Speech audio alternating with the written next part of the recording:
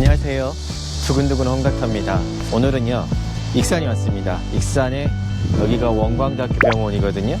보시게 되면 원불교 해가지고 동그란 도시가 되어 있고, 저기 보게 되면 원광대학교 권역심리혈관 센터 치과병원이 보이고 있고, 오늘은 2025년도 그 심전도 심포지엄이 열리거든요. 원광대학교 병원에서 지금 벌써 13회니까 13년째 계속 심전도 심포지엄이 열리고 있고, 오늘 저는 두근거리는 환자에 대한 첫 번째 접근 방법에 대해서 거기에 대해서 강의 초청을 받아가지고 그 강의를 할 거고요.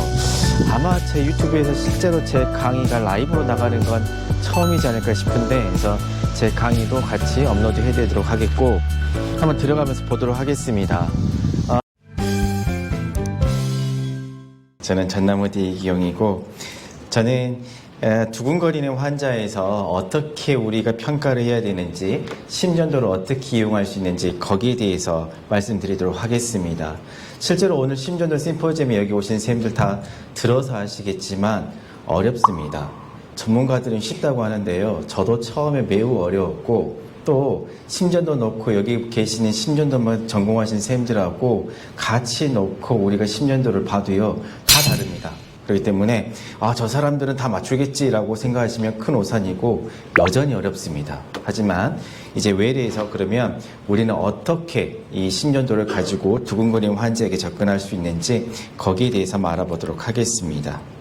자, 두근거린다는 거는 보통 이렇게 정의를 하게 됩니다. 심장 박동이 강하거나 불규칙하거나 빠른 것을 그렇게 얘기를 하는 거고, 여러 가지로 얘기를 하게 됩니다. 환자들이 규칙적이고 아주 빠른 맥박도 두근거리는 거고, 천천히 뛰면서 철렁거리는 것도 두근거리는 거고, 그리고 답답하면서 불규칙하다 또는 규칙적이지만 심장이 강하게 뛴다, 이런 것들이 모두 다 두근거림에 해당을 하게 되고, 흔히 환자들은요 표현을 하게 되면 이렇게 파운딩 하트를 해가지고 오히려 조금 더 잘 와닿는 이런 터미놀로지를 쓰기도 합니다.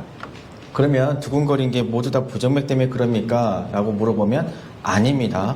두근거리는 거는 가장 많은 건 어찌 보면 생리적인 거지요. 저도 여기 나와 있지만 여기서 여러분들 쳐다보고 있으면 제 가슴이 일단 뜁니다. 슬라이드를 분명히 가져줬다고 생각했는데 슬라이드가 아닌 PDF만 있는 걸 본 제 가슴은 뜁니다. 이 두근거림의 가장 큰 원인은 생리적인 게 가장 클 거고, 또 커피를 많이 드시게 되면 가슴이 뛰시잖아요. 그게 아마 가장 클 겁니다. 그렇기 때문에 혹시나 생리적인 이유가 아닌지 거기서부터 찾아보는 게 가장 먼저일 거고, 뛰는 건 이렇게 여러 가지 이유에서 뛸 수가 있습니다.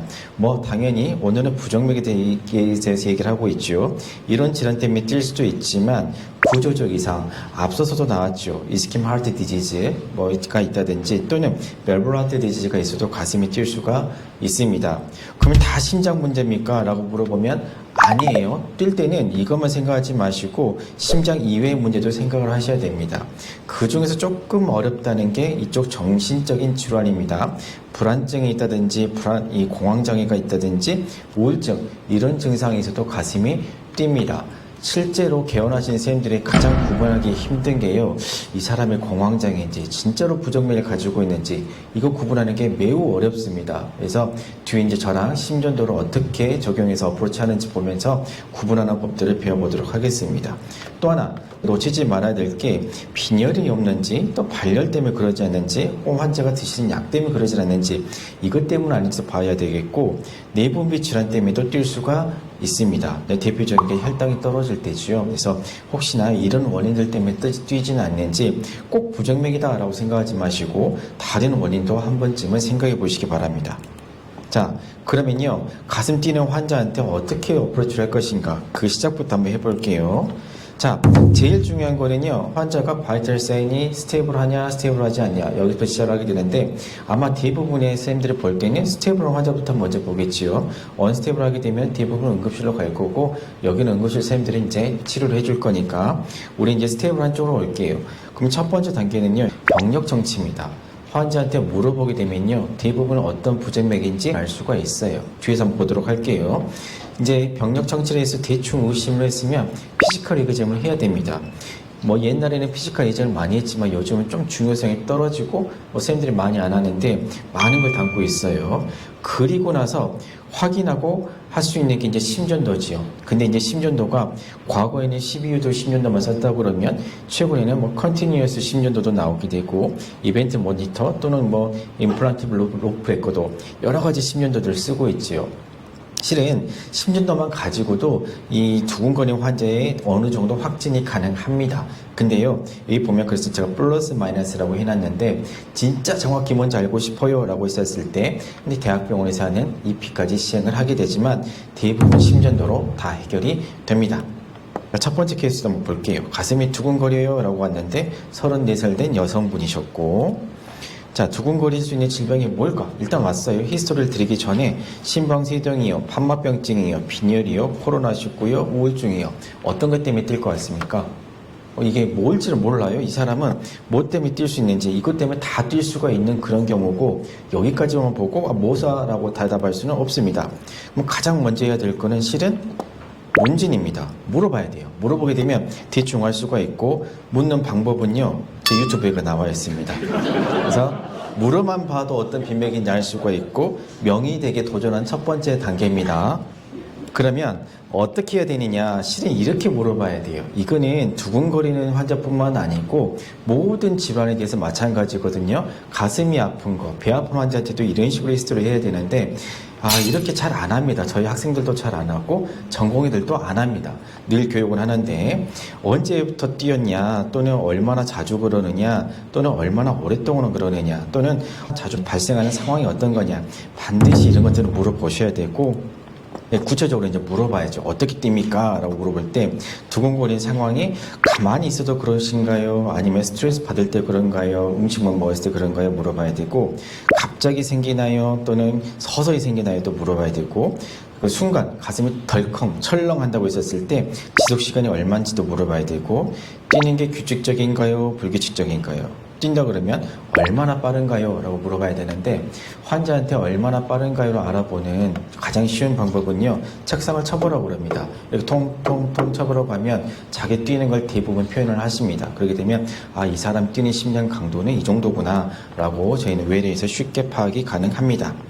자, 우리는 이제 부정맥에 포커싱을 맞춰볼게요. 그러면 도대체 어떻게 얘기했을 때 부정맥이 좀 가깝냐라고 물어보게 되면 갑작스럽게 발생을 한다든지 아니면 놀라지도 않고 긴장하지도 않았는데 빠르게 뛴다든지 자세 변화, 깊은 호흡에 의해서 발생한다든지 또는 갑작스럽게 멈춘다든지 덜컹거린다든지 또는 맥박수가 정상보다 매우 빠르게 뛸 때 이때는 부정맥은 아닌지 한 번쯤은 생각을 해봐야 됩니다. 자, 케이스로 돌아갈게요. 34살 된 여자분이신데 2시간 전에 갑자기 생겼고 불규칙하고 심장이 쿵 내려앉는데요. 이 정도만 들어도 대충 이거 뭐겠구나 라고 감이 오시지요. 그리고 맥을 짚어보면 한 번씩 빠진대요. 점점점 우리의 생각하시는 그 진단명에 다가가고 있습니다. 제가 보니까 5분 이내에 자연 소실이 됐고 은행원이고 스트레스를 많이 받는데요. 과거력상 특이력은 없습니다. 여기까지 들어보게 되면 이제 대충 어떤 건지 알 텐데 우리는 이제 히스토리 테이킹을 끝냈어요. 그럼 다음으로 해야 될 거는 뭘까요? 바로 심전도를 찍을까요? 오늘 심전도이기 때문에 아니에요. 다음 해야 될 거는 신체 검사를 하는 거예요. 간단하지만 반드시 신체 검사를 해가지고 환자가 혹시나 맥박은 어느 정도 되는지 청진도 해보면 좋죠. 심장 질환은 없는지 또는 이렇게 이디마 들은 없는지 해봐야 되고 또 저 같은 경우는 갑상선을 반드시 만져봅니다. 혹시나 갑상선 항진증, 이 그레이브스 디지즈가 있는지 반드시 봐주고 여성분들 같은 경우에는 이 결막도 반드시 체크를 해가지고 아니미아가 있는지 봐요. 그래서 여기까지는 가장 기본적인 피지컬이기 때문에 여기까지 해주기를 추천드립니다. 어쨌거나 피지컬 이거점을 했더니 별것은 못 이제 심전도를 해볼 수가 있는 겁니다. 히스토리하고 피지컬 끝내고 나면 그 다음에 심전 가는 거예요. 근데요, 만약에 이분이 히스토리 테이킹 했는데 평소에 생리학이 많았대요. 그리고 이 컨정티브를 봤더니 좀 아네믹해 보여요. 그러면 다음으로 해야 될 거는 심전도일까요?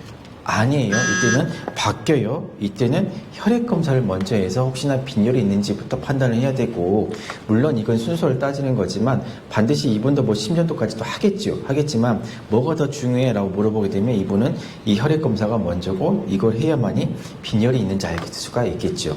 자, 어쨌거나 여러분들이 아까 생각하셨던 그대로의 심전도가 나왔고, 앞서 우리 정영기 교수님 강의에서 나왔었지만 프리매처 벤트리큘러 컴플렉스가 그대로 나왔네요. 그래서 질환이 의심되는 거는 PVC가 의심이 되지요.